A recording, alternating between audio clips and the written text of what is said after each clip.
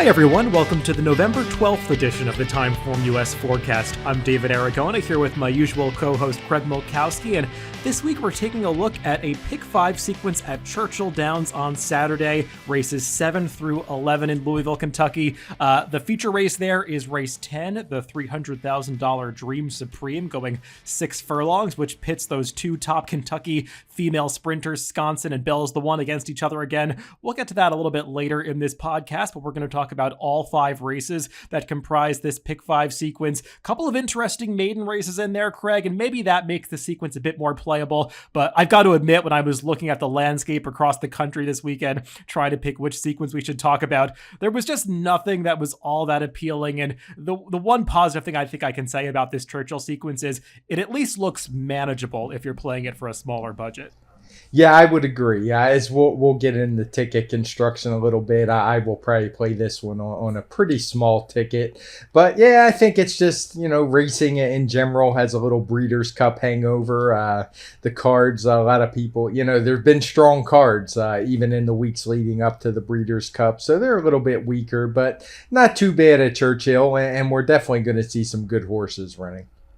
Yeah, I know there's some weather predicted at different venues around the country. Aqueduct is likely to getting some rain today as we record this on Friday, so that puts some turf races in doubt for the weekend. At least at Churchill Downs, there is no turf course, so we know these races are going to be run over the dirt. It looks like they have a cold but sunny day forecast for Saturday, so hopefully we get a fast track for these races.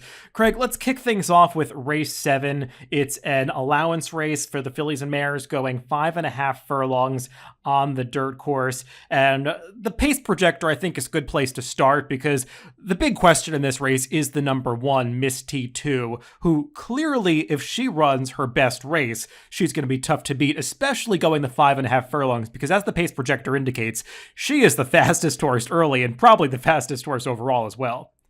Yeah, she is for sure, but because, as you know, this game is never easy, she's coming off a layoff of more than a year, so it's always, when it seems like an easy spot, there's always a little something to throw a monkey wrench in there.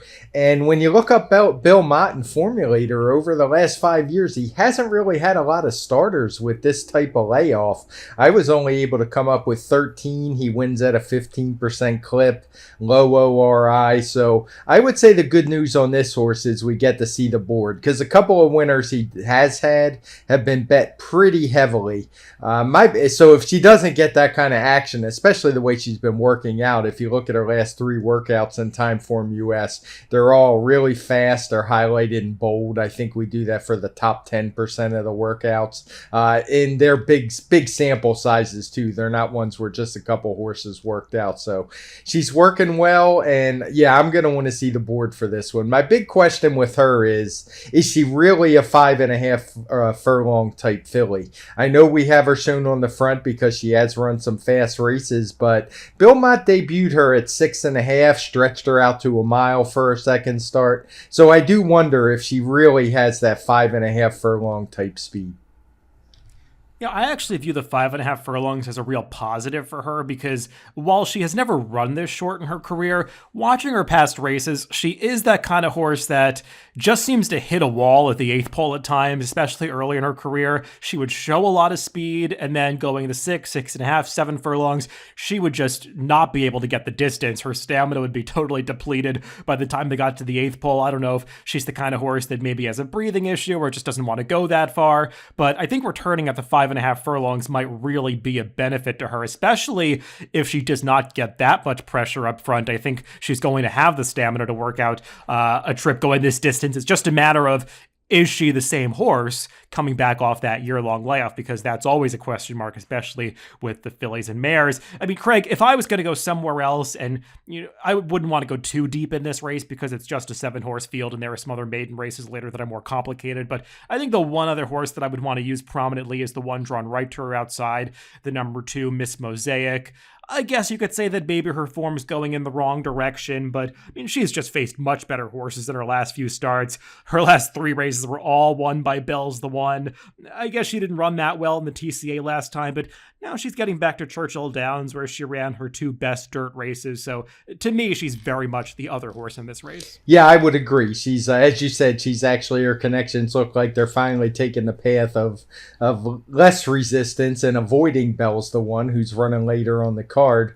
And I think she's best on dirt. I mean, she's run her best figures. She ran a couple bang-up races when she was first switched to that surface and looks pretty good. I'd agree she's the main contender. I will probably be the same as you. I would keep it to 2 if the one horse Miss T2 isn't totally dead on the board. If she is, I might use a little bit of the 5 horse Perfect Happiness. Maybe Song River is one I guess we should talk about because she's 5-2 on the morning line. I do think she ran pretty well at Saratoga. I'm just wondering, she does all her best running on the front end. We have her shown back and forth in the pace projector, and I don't think that's a very good sign. No, I mean, the reason that I'm really keying in on the 1 and the 2 in this race is because I'm pretty against Song River here. She got loose in a pretty weak allowance race at Saratoga last time. That was a time when speed was very dangerous on the main track. Luis Saez rode her aggressively that day. There was not a lot of pace in that race. That's not going to be the case here. As the pace projector indicates, I don't see how she makes the lead over Miss T2 as long as that one breaks cleanly from the rail.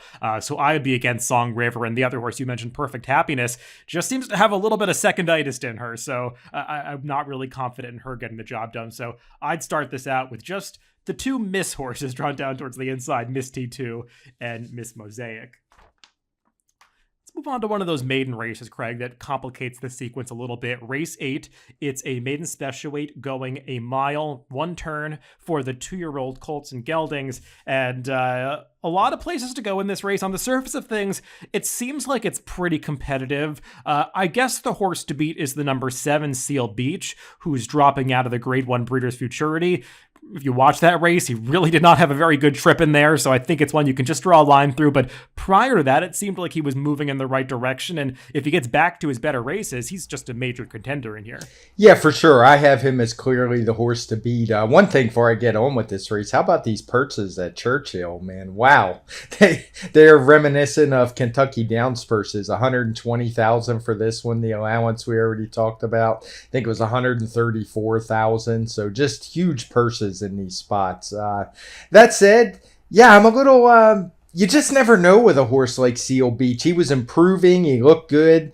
He actually finished ahead of Giants Game, who ran 3rd in the Breeders' Cup Juvenile when he was 2nd 2 back. But I do have a little bit of concern because of that Breeders' Futurity. Not that I don't think you can draw a line through it, because he had a tough trip, as you say, in a few different ways. So I do think he clearly wasn't able to show his best.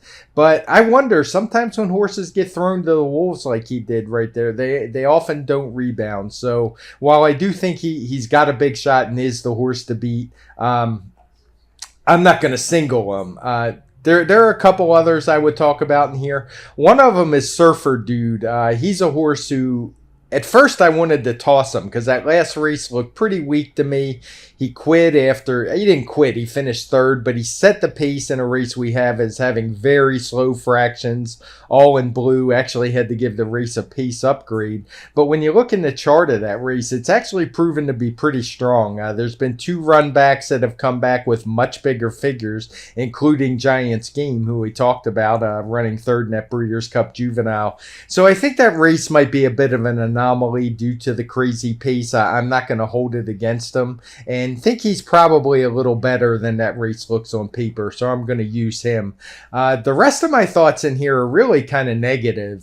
Brad Cox has a couple first-time starters. When I looked him up with 2-year-olds routing for the first time, now I will admit routing is a little borderline here because it's a 1-turn mile, but he's only 4 for 40 in that spot with a 0.71 ROI based on a $2 break-even mark, so not a really strong stat for him.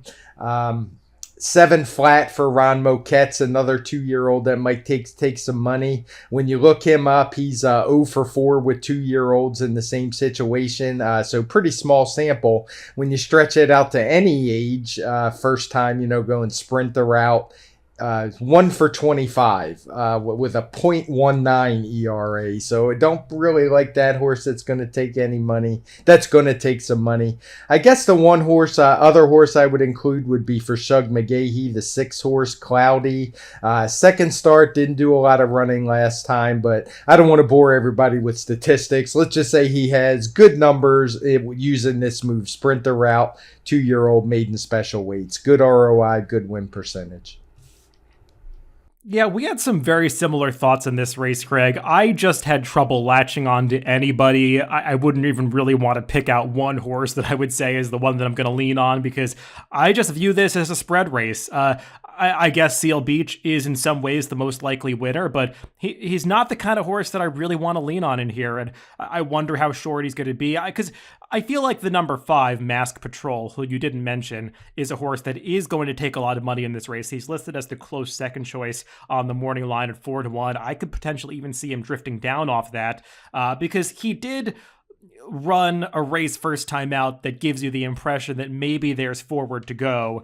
Brendan Walsh, not a trainer that's always known for winning first time out, and this horse, he was just a little bit keen in the early stages, a bit green at the beginning of that race. Florent Giroux had some trouble getting him to settle, and it looked like he was going to make a move at the top of the stretch, briefly got into gear, then he flattened out late. On the surface of things, it looks like Mask Patrol is the kind of horse that if he takes a big step forward here, he might be able to beat this field. I have some trouble really wrapping my head around what this horse ultimately is going to want to do. They paid a lot of money for him at the OBS sale earlier this year, but if you look at his pedigree, it's all turf breeding, especially on the dam side.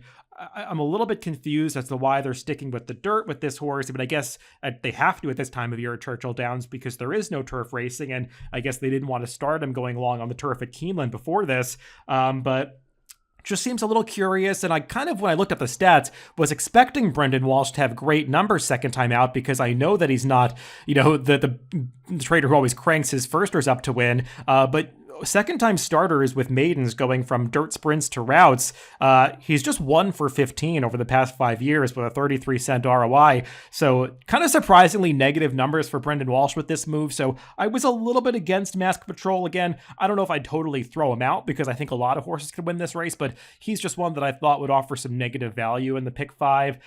Like you, I think Surfer Dude is a horse that you do have to include here. He's got that speed that I think you want. He seemed to really improve routing last time. I didn't like that he wasn't able to continue on given the slow pace of that race, but like you said, maybe that was a stronger race than it appeared at the time. As a son of Curlin, I think experience and distance are really going to be this horse's friend, and I would not be so down on the other horse that you mentioned towards the outside, the number 8, 7 flat.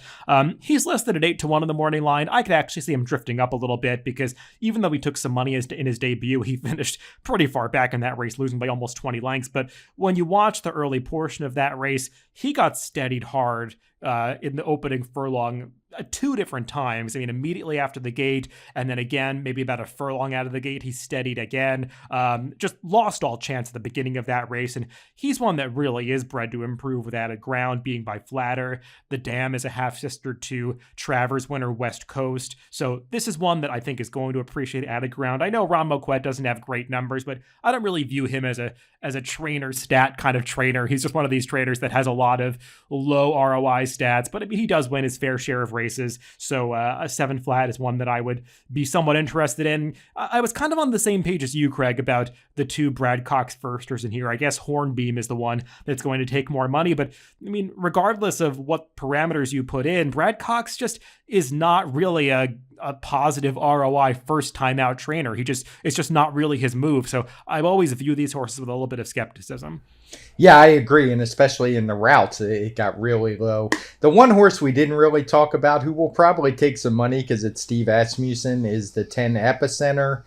He showed a lot of speed first time, stretches out, but I don't love the distance move, and Seal Beach beat him pretty easily, so I'm not a big fan of him in this spot either. Yeah, I watched his race looking for something, some kind of excuse. I didn't see it. Maybe he'll do better second time out. But again, I don't want to keep harping on stats, but Steve Asmussen's another trainer that Churchill Downs second time out in dirt routes. It's really not a good move for him. So a lot of negatives in this race. Watch the board. Definitely one where you want to look for some value. Even in this pick five sequence, you can see some double payouts and maybe see who's not taking the money that you might want to include. Moving on to the middle leg of this pick five sequence, race 9. It is a nominators or 2 lifetime allowance race for the 2-year-old fillies going 6 furlongs. We don't often see that many straight allowance races for the 2-year-old, but this is one. A lot of the horses that don't yet want to tackle stakes company going to try this easier spot. And Craig, we've got 2 horses that are likely to take money in here, and I think there are negatives on both of them, but the one that I'm very skeptical of is the number 5, Lady Danae, who has only run on the turf so far. She's going to be switching to the dirt here. Clearly, if she transfers her turf form to the dirt, she's arguably the horse to beat, but I never like to take short prices on these kinds of horses. No, I'm not using her at all. And I'm glad you brought her up first because we have her shown it with a clear lead on the pace projector. And this is a time I don't agree with the pace projector at all. It's a little bit skewed because she has that race in the middle of her 3 starts at Kentucky Downs where they just don't time the races well enough. And given the views there, it's impossible for me to time them from video for the fractions. So if that race were included, there's no way she would be in the front. She's raced in the mid pack in most of her races. She just so happens that we're only counting 2 races. When we do that, we use the best of 2, and she went pretty fast last time, but I don't think there's any way she's going to be in the front here. And similar to you, I don't like where she is at all. I don't like this move to dirt at all. It's not even just the short price. She just doesn't give me the feel of a horse who is going to transfer to dirt. I don't see it in their breeding, so I'm against her as well. I wanted to be against Girl with a Dream. I tried, but I just couldn't get there. I think you have to use her in here.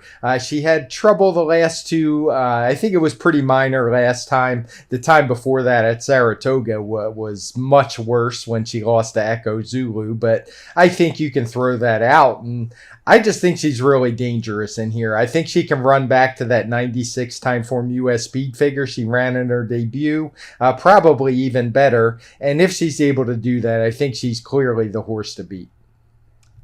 Yeah, we agree about the 2 favorites. Lady Daddy, just to kind of add to it, Klimt as a sire, he's not exactly been lighting it up with his dirt starters.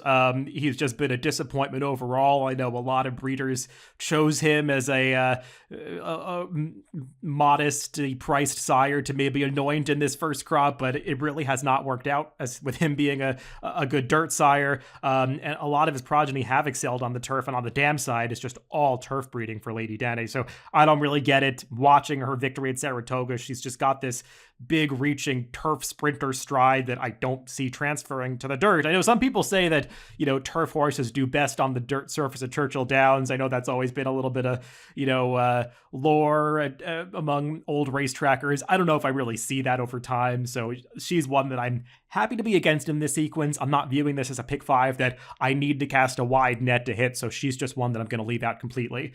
Girl with a Dream. I really wanted to like her more than I do.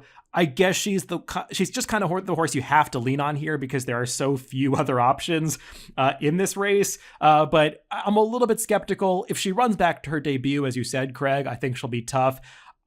You can throw out the Echo Zulu race. I didn't love her last race. It looked like she had it won coming to the 8th pole, and she just kind of tied up a little bit in the last half furlong. Maybe cutting back to 6 is going to help her a little bit. Again, she's the right horse to lean on this race, but I wouldn't say that I love her. My main backup, Craig, would be the number 2, Divine Charger, who is listed at 10-1 on the line. Maybe she's going to get somewhat overlooked here. She's coming off 3 turf races, but she's got a really versatile pedigree. The Will Take Charges, they run on anything. On the dam side, she's a half-sister to Gettysburg, who was a stakes place runner on the dirt. I think he even ran in the Belmont Stakes. So some decent dirt pedigree on both sides of the pedigree. And I mean, it's probably not a great sign that she's only run on the turf so far, but I don't think any of these horses would have to be stars on the dirt to do well in this spot. No, and a horse I'll use as well, not as heavy as Girl with a Dream, is the 7 Pipeline. She won her maiden first time out with just a 77 TimeformUS speed figure, but kind of in the time flies department. That was nearly 6 months ago, so I'm going to assume she's probably better than that. She tried turf and ran okay at Kentucky Downs after that. And then last time in the Alcibiades, I don't know what happened, but clearly something went amiss as she just spit the bit, dropped back, was basically ease. But when you check her workout, she's had a couple bullet works last couple times out. So whatever went wrong seems like they've got her back on track and putting her right back in just over a month later. So I don't think it was anything too serious. So I don't want to totally dismiss Pipeline Girl. No, I wouldn't either. I think if you're leaning on Girl with a Dream and you're throwing out Lady Danae, she's the logical backup. I wouldn't say that I would love her at the 3-1 morning line. I'd probably want better than that. But she is one that I could throw in as a backup in this sequence, along with that long shot that I mentioned, Divine Charger.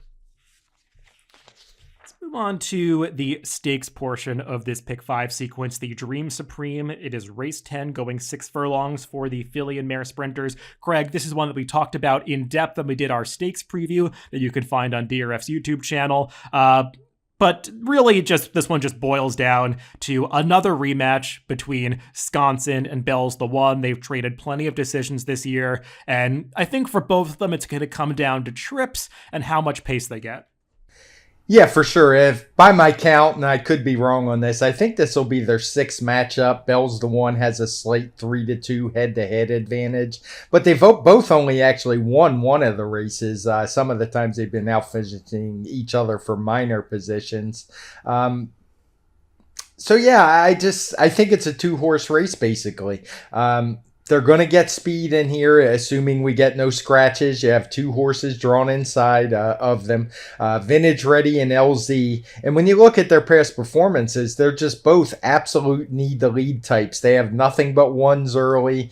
They have plenty of red fractions. The few times they can't make the lead, the pace gets even hotter because they're just not the kind of horse that's ever going to relax. So assuming those 2 go in, I think it's going to set it up for Bell's the One. I would prefer her ever so slightly to Sconson. It could come down to trips, but I just think Bell's the One would have a slight edge if you get more pace than we usually get in their races, because both the Sconson and Bell's the One's PPs are just littered with those TimeformUS blue fractions with no pace. But I would consider them basically an A and an A- in here. As far as the others, I wouldn't blame anyone that used Club Car in this one, but she's just not for me. I think she had her shot last time, still couldn't hold off Bell's the One. If somebody wanted to use her as a C-type, like I said, I could see it, but not me. The one I'm really down on is Frank's Rocket. When I saw the post draw before I started looking at the race, I thought maybe that would be a good thing for her, but personally, I just don't think she's the same horse we saw last year. Her figures have actually regressed a little bit from last year when she was winning grade 2s and grade 3 races. And they just haven't been very ambitious with her at all. Last time she finally got put into a grade 2, but she'd been running in basically listed stakes and grade 3s all year after being tried in the Breeders' Cup Sprint as a 3-year-old. So I'm definitely down on her. It looked like she was going to be a real danger last time before just spitting the bit, so I'm not going to use Frank's Rocket at all. Yeah, I just don't have a whole lot to add to your analysis. As you know, we were pretty much on the same page in this race. I have trouble seeing how this does not develop into a pretty honest pace here. I know there's no fast pace flag on the pace projector, but as you were saying, both LZ and Vintage Ready are need the lead types that typically without any pressure set pretty fast paces in their races. So you'd imagine they're going to set it up for a closer, because I guess LZ is a little more dangerous to maybe take them a long way up front. Her trainer, Chris Hartman's been just winning everything in Kentucky lately, but she just does not seem to be maybe of the class that you need to be to win this race, especially facing rivals like Sconson and Bell's the One. And between those two favorites, I gave slight preference to Sconson. I like the fact that she can get first run on Bell's the One, as she's done a few times this year. That certainly was what gave her the victory the last time they faced off in the Open Mind. That was a different pace situation where I think Sconson making the first move was really to her benefit because they did not go quickly up front, and Sconson was basically able to outsprint Bell's the One to the wire. My one knock against Bell's the One is that in her last few races, it feels to me like she's hung a little bit. I don't like to always see that when horses just do what they need to do to win, sometimes keep it a little bit closer than you'd like to see, and sometimes they come out on the wrong end of those close decisions. And with Sconson, I think she's going to need to show up to beat her because Sconson typically does bring a good effort.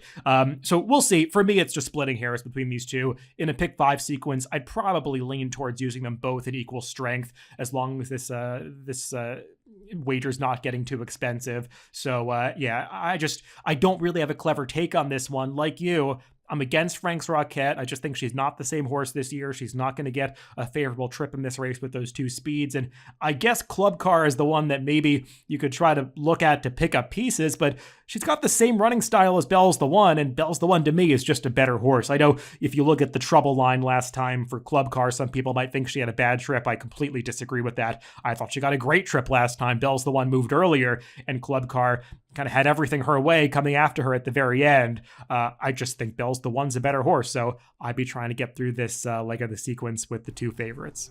Yeah, we're on the same page. I would have a tough time seeing Club Car outfinish both Bell's the One and Sconson. So yeah, too deep for me. And like you said, on the ticket maker, there is no A-, so I'd be the same way, equal strength. Close things out with another maiden race for the 2-year-olds going that same 1 mile distance. I guess this is the other division of the 8th race.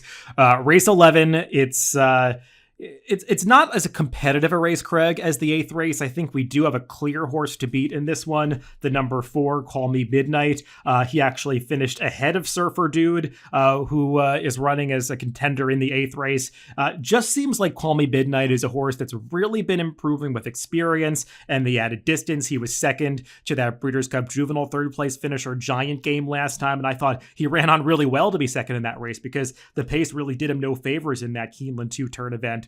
I'm not really viewing the turn back to 1 turn as being a big problem for this horse. He just seems like a deserving favorite in the spot. He is a deserving favorite. I'm probably going to spread a little more in this race because I think I'm pretty short in the other legs. But I do think he's the horse to beat. I'm certainly not going to leave him out. He would be an A on my tickets for all the reasons you said. But I do think there's a few other interesting horses. I'm not going to totally dismiss the second choice, Almanzo, for Brad Cox. He's coming out. First time going the route distance, has run decent figures, getting better every time. By Tappet, should appreciate a little more distance. So I'm not against him by any means. There's a couple others in here that are longer prices, and the reason I want to spread a little bit. The one that really jumped out to me was the 2-horse Liam the Brave. I know he's 20-1 on the morning line. I don't know. I know very little about trainer Michael Ewing, very little at all. But what I do know is for a guy that's just so-so when it comes to his regular stats, with second-time starters, he does not second-time starters, but stretching out. He does very, very well. I don't know what it is about his program that does it, but when you look up his numbers in Formulator, he I got so many stats here. Okay, he's 13 for 46 with a 28% win percentage, 2.88 ROI. When you look at just maidens, he's 9 for 24, 38% with a 2.990 ROI. And just 2-year-olds, it gets even better. It's a limited sample. He's 3 for 8, but with a 3.87 ROI. So that's a price horse I'm definitely going to use. I'm getting a little tongue-tied, so I'll turn it back to you and see if you cover some of the others. You know, actually, Craig, that was a horse that I overlooked a little bit, and you're making some good points about him, both with the stats and, I was just looking up the pedigree on Liam the Brave, and I always love the Liam's maps stretching out. I think that they're good candidates to handle extra ground, and the damn oil painting on Liam the Brave, she was stakes placed going 2 turns up at Woodbine on the synthetic surface, so feels like one that should handle the mile, and, he had some trouble at the start last time, so there might be upside for that horse. He's less than a 20-1 on the morning line. and I think you make some really good points about him. So he's definitely one that I'm going to include based on the argument that you made. Yeah, I was a little bit down on the second choice, Almanzo. I mean, there are two Brad Cox entrants in here. I just was looking for him to improve more than he did last time. He took money in his debut, ran into a seemingly impressive winner, Cogburn for Steve Asmussen, but I just didn't think he really took a step forward in his second start. We were talking about how Brad Cox doesn't have those great numbers first time out, typically does better when his horses get a race, and I was just looking for more improvement out of Almanzo, who is very well bred. He's a half-brother to a good sprinter, Americanized, as well as American Gal, who was third in the Breeders' Cup Juvenile Fillies a few years ago. I don't know. I feel like I wanted to see more from this horse. I'm actually more interested in the Brad Cox first-time starter, the number 8, Quick to Blame. Not a ton of pedigree on this horse. Didn't cost a whole lot of money, going for just $65,000 as a Son of Blame. But I think it's interesting that Joel Rosario lands on this one. Brad Cox does not reach out to Joel that often for Laurent Giroux, typically his go-to rider, but I think it's always interesting when Brad Cox does engage Joel Rosario, who does ride some of his top horses, and doing it with a first-time starter seems meaningful to me. They have excellent stats together, and some of the workouts on this horse, obviously I haven't seen them, but the times look pretty quick for Brad Cox, and I would lean towards this being the Brad Cox horse that you want rather than Almanzo. As for the others, I don't know. I just had trouble latching on to many other horses in this race. I guess the Steve Asmussen second-timer Euler can do better, but as I was saying in the 8th race, not great stats for Steve Asmussen with this move, so I was a little bit down on him, and I just kept kind of going back to the 4, Call Me Midnight, who doesn't really have much of a sexy look to him. We've seen a lot of him. We basically know what he is at this point, but I just think he's heading in the right direction. His good effort just makes him the horse to beat, so if I lean on anybody in this race, it's going to be that horse. Yeah, I was a little leery of the Cox first-time starter just because of the stats I mentioned last time where he's 4 for 40 in this spot. But you make a good point about Joel Rosario, so I'll give that one a second look. The other horse I would use more like as a C-type horse is the 5-horse Schmooze, a first-time starter for Ken McPeak. It's not a horse I love or anything, but he can win in this situation. He's done okay. His ROI's all right. I mean, it's nothing great, but he's going to be a price, and he has been known to win with these kind of horses in the past.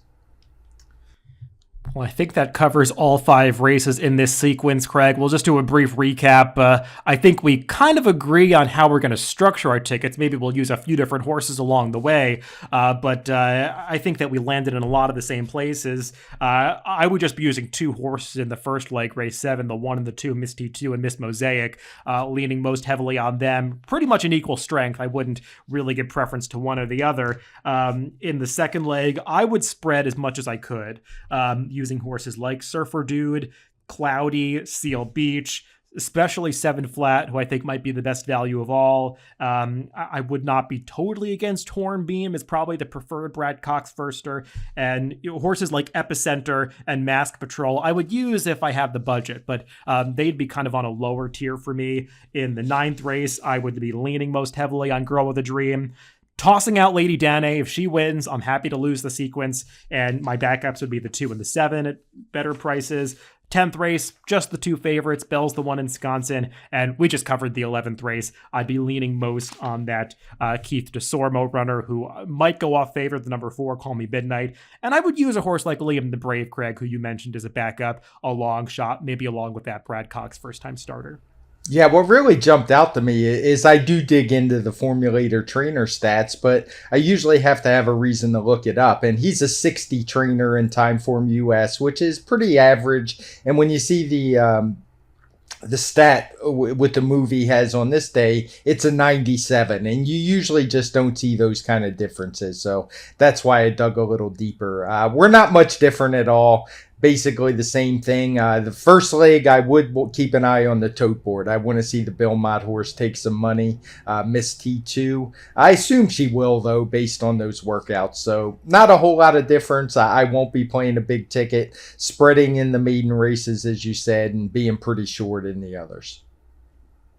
I think that basically covers the entire pick 5 sequence at Churchill. Good luck if you're playing that sequence. I think it's one that is pretty manageable on a small budget if you can narrow it down in some of those races that have those smaller fields, and maybe just spread in the maiden races, because I think some of those races with established form, it's easy to really narrow it down to a few horses. We'll recap some of these races next week, probably just the stakes, the Dream Supreme, as long as Bell's the One and Sconson put on their typical show when Craig and I record the TimeformUS Pacecast next Tuesday, so look for that, as we also will talk about some stakes racing from around the country. Remember, you can always catch these podcasts on DRF.com, Spotify, Apple Podcasts, and YouTube. Wherever you get your podcasts, just make sure to subscribe to the Daily Racing Form channel. Thanks for tuning in this week, and make sure to catch that TimeformUS Pacecast next week.